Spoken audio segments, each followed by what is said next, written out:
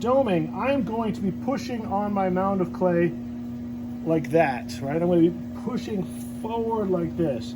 This part of my hand got the name mushroom control because I don't want to see a mushroom cap form. So like I should not see that happening, right?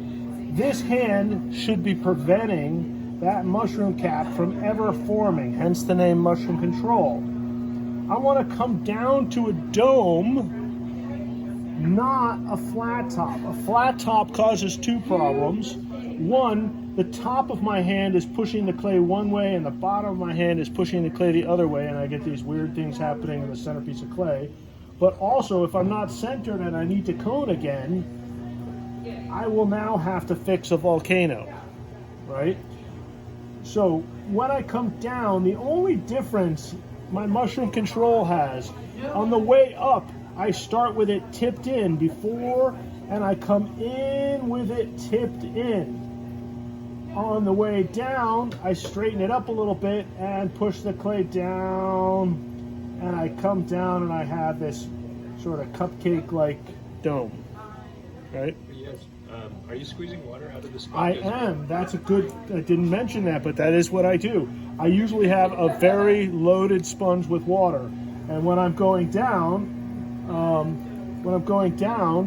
I have that so I can lubricate as it dries out. Like if I'm going down, it's dry on the top and I squeeze and I get a little more lubrication as I go down. We do not want, like if it's not centered, we're gonna cone it again, right? I don't want to dome it way down low and try and get the wobble out that way, because then if I don't get the wobble out that way and I'm too wide, it's very difficult to bring it back up. I have a lot of practice, but you know that's a more challenging move to do. What else? That's it. Each time you make a cone, it should be a little less wobbly.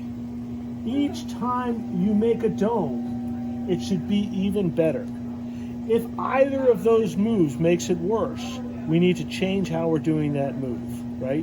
So every cone, a little bit better. If I do a bad release, I have a wobble, right? A good release means we hold in place until there's no force and come away from it every time. I want to keep the wheel spinning while I'm doing the move, because I will have a wobble if I don't. So your job today is, can you make a cone in less than 15 seconds? Can you make a dome in less than 10 seconds? Right? Wants to get better, better, better, right?